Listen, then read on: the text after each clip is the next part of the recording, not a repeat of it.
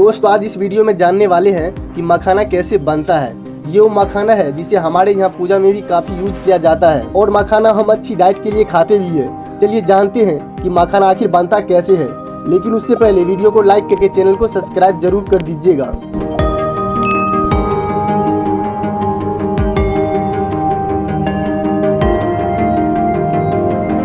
तो दोस्तों आपको बता दें कि मखाने की खेती किसी खेत या जमीन पर नहीं की जाती है, बल्कि मखाने की खेती तालाब में की जाती है। तो चलिए देखते हैं मखाने की खेती।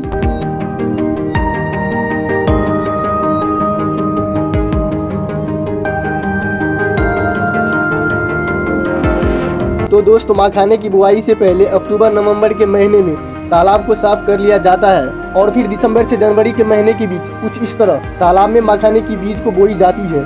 ये बीज कुछ इस प्रकार दिखता है, काले और भूरे रंग का। मखाने की बुआई के कुछ दिन बीत जाने के बाद इसके छोटे छोटे पत्ते निकल आते हैं और अप्रैल से मई महीने तक पूरी तालाब इस गोलाकार पत्ते से भर जाते हैं और इसके जड़ भी काफी लंबे और रेशेदार हो जाते हैं, जो तालाब में नीचे मिट्टी पर चले जाते हैं। और इसके बाद अप्रैल महीने के अंत में इसके छोटे छोटे फूल भी आना शुरू हो जाते हैं।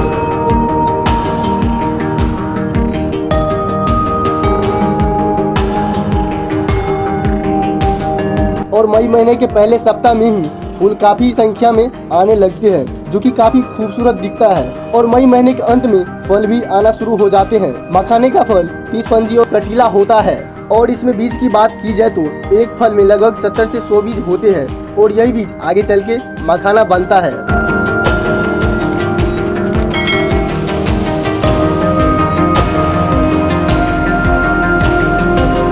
जुलाई के महीनों तक मखाना का फल तैयार भी हो जाते हैं, इसलिए ये पानी के अंदर ही फटने लगते हैं, जिसके बाद बीज पानी पर तैरने लगते हैं और इस बीज के चारों तरफ हल्के गुलाबी रंग का परत होता है।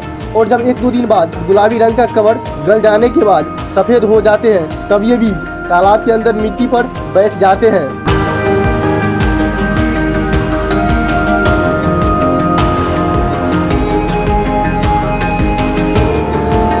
और अगस्त से सितंबर महीने में मखाने का पत्ता भी गलना शुरू हो जाता है, जिसके बाद तालाब से उन पत्ते को साफ कर ली जाती है और मखाने का जो बीज पानी के अंदर बैठ गया है अब उसे बाहर निकाला जाएगा, जिसके लिए लकड़ी से बने इस छन्नी नुमा टोकरी, जिसे यहाँ की भाषा में गाज कहा जाता है, उसकी मदद से कुछ लोग इस तरह से पानी के अंदर में से मखाने के बीज को निकाल लेते हैं।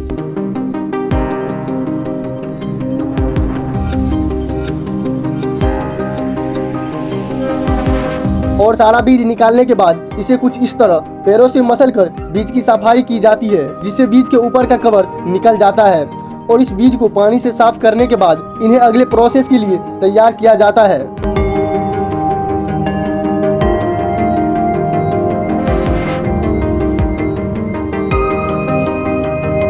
इसलिए इन सभी मखाने की बीजों को धूप में अच्छी तरह सुखा लेते हैं और फिर खास प्रकार के छलनी से छानकर अलग अलग आकार वाले बीजों को अलग करा जाता है और फिर इन बीजों को अच्छी तरह से फैलाकर धूप में सुखाया जाता है, जिससे इसका रंग काले से गहरे लाल रंग में बदल जाते हैं।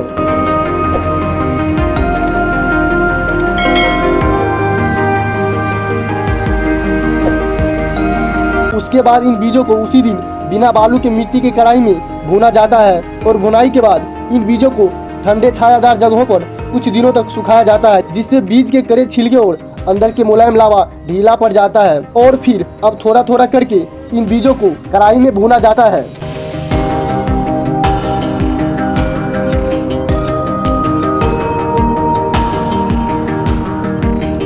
आपको बता दें कि बीज को भूनने के लिए 4-5 कढ़ाई की जरूरत होती है। भूनते समय लोहे की कढ़ाई से बीज के द्वारा फटफट की आवाज आने पर इन बीजों को कढ़ाई से निकालकर लकड़ी के पट्टे पर रखकर लकड़ी के बने थापे से मारकर फोड़ा जाता है, जिससे छिलका टूटकर अलग हो जाता है और काफी गर्म होने के कारण बीज लावा के रूप में फटकर बाहर छिटक जाता है और यही लावा मखाना कहलाता है।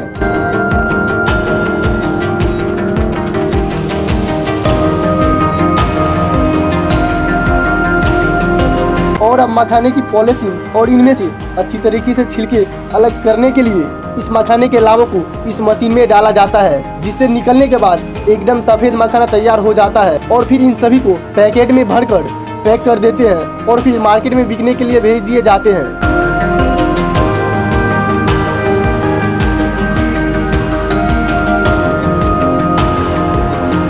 तो दोस्तों मखाना ऐसे ही तैयार होता है। उम्मीद करता हूँ कि मखाना बनने की सारी प्रोसेस आपको समझ आ गया होगा।